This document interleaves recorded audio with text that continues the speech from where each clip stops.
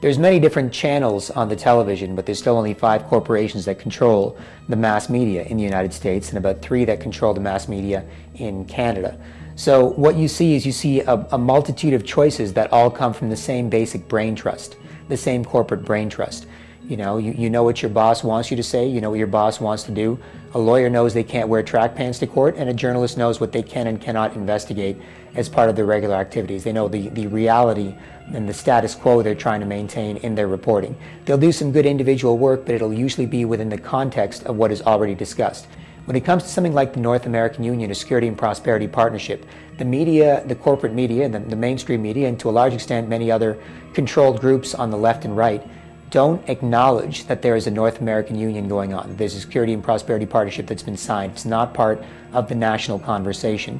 So the media doesn't talk about it, and subtly and sometimes overtly, because sometimes the people railing against it get a little loud, and so the media has to put stuff out there to confuse people into thinking it's a quote-unquote conspiracy theory. There are people that say that Bush, President Bush, Vicente Fox, and Prime Minister Martin have all have actually agreed to this. My first question was going to be, what do you smoke about? But maybe it's a non-starter. I think I'll be long dead by the time we see an Amero. I love this stuff because if you ever doubt your own sanity, all you have to do is read this stuff and you know that you're okay. And anybody who believes it's about a great European or North American union is in the league of people who believe that Elvis is still alive. Oh, Elvis is alive, I think that. No, that map that you showed, as Charles was saying, there's some reality to the highway from Mexico going up through Texas into Oklahoma, but there's no reality to those red veins at the northern part. There's just no reality to it yet. It used to be fear of one world government. Our sovereignty was going to be handed over to one world government. Well, then the UN turned out to be so pathetic that nobody would believe that. So now they've got the new boogeyman is this North American Union. It's not going to happen. I mean, that's ludicrous. I mean, there is a particular reason for the origin of the European Union. Those were countries that were fighting wars against each other, and one of the reasons to have the EU was to have peace. Robert Pastor says a more open public discussion would quiet what he calls conspiracy theorists. A North American Union is impossible. None of the 3 governments or countries are interested in unifying into one country. He says the goal is more cooperation. But that doesn't quiet the concerns about this cooperation or what it's going to look like. And Robert Pastor, he says you're one of those critics. You're part of a conspiracy theory that it just is not founded. That I'm a conspiracy theorist? That's very flattering on the part of Mr. Pastor. What he is an out-of-control elitist who hasn't been elected or in any way nominated by this government to do a darn thing that he's doing. And the fact that this administration and some of this country's largest corporations are pushing ahead with this, with some of Canada's leading elites and Mexico's, there is not a single thing in this that even remotely has legitimacy. And the fact that this Congress, thank goodness that Virgil Goode stepped up here, the fact that this Congress is not demanding an investigation into this right now is sickening. This is elitism run rampant. It's just, to me, it's just inexplicable why it's being tolerated. Lou Dobbs on CNN is the only journalist that's talking about it. And no matter what anyone thinks of Lou Dobbs, there's no way he would get a story completely wrong for over 2 years, every week. But what ends up happening is even if people hear about it, and even if people like you, they will know it's not what they're supposed to talk about. And that is part of the scientific indoctrination that we're undergoing right now. Incrementally, through virtually every means of communication, they're inculcating in the idea in us to not care about our sovereignty, not care about our independence, not care about ourselves as individuals and our individual worth as we chase things like money that become what our self-worth is based on, or looks that become what our self-worth is based on, which are based on ideals. And those ideals are designed to corrupt the way we think about the world, the way we value ourselves as individuals. If we don't value ourselves as individuals, we won't value our country as an individual country, and then we'll be allowed to be subsumed into a UN global government, which appears to be the end game of the people behind things like the Security and Prosperity Partnership. The way I see this working is the groups at the top who control the world, a handful of banking families and European aristocracy, sort of the Anglo-American establishment, to quote Professor Carroll Quigley, who was Bill Clinton's mentor when Bill Clinton was at Oxford University. The Anglo-American establishment, the ruling class of the world, the moneyed elite, have always wanted to centralize power and control over the world. They create various think tanks of very, very smart people, recruited out of university, recruited out of different disciplines, and they get those think tanks to pitch different ideas to different think tanks.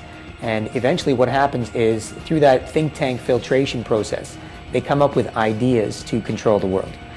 The plan is checked with the government of Hostland. Approved by them, it now becomes the psychological operations doctrine for the Hostland military forces. The idea is this, is that they look at the latest plans to fulfill their latest objectives based on what the public mood is at this time. The Project for a New American Century, neocon plans for full spectrum dominance, those were one of a handful of plans introduced by different think tanks, and they simply bet on that one, just like they bet on the SPP, and before that they bet on NAFTA. So they have many different groups, many different foundations, many different organizations working on this, and through that dialectic process they come up with the best ideas they think they can get away with.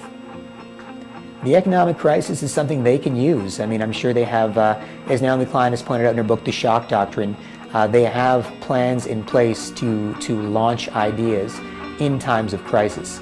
So the economic crisis could be used to introduce the Amero, which is a currency that's been talked about on MSNBC by pundits, by Lou Dobbs, on CNN, among others.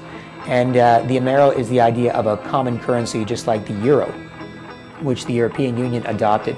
So it's conceivable they could terrify us with the thought of the greatest depression in history, then introduce a common currency that is easier to track, easier to regulate, and easier to control as part of the North American Union, and then we'd accept that. They create order out of the chaos they create. Basically what they do is they take a stable society of individuals who are doing their own thing, they're making a little love, making a little money, making a few mistakes, and living within a given system. Then they introduce radical changes to that system. They introduce radical new ideas. Our enemy is a radical network of terrorists and every government that supports them. They introduce radical new threats.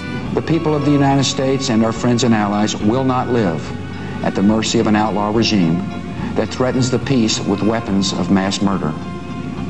We will meet that threat now with our Army, Air Force, Navy, Coast Guard, and Marines, so that we do not have to meet it later with armies of firefighters and police and doctors on the streets of our cities.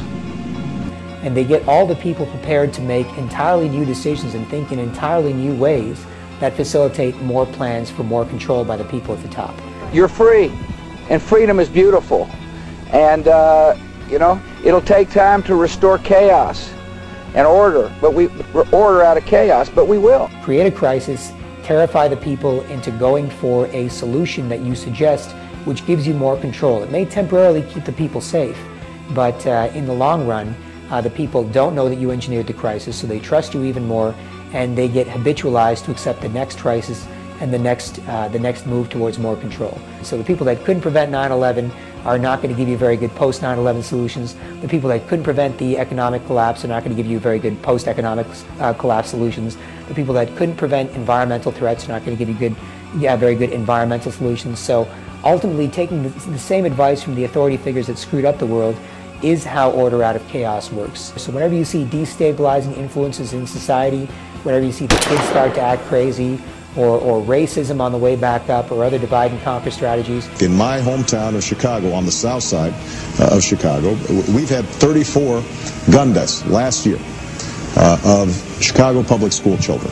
And I think that most law-abiding gun owners all across America would recognize that it is perfectly appropriate for local communities and states and the federal government to try to figure out how do we stop that kind of killing.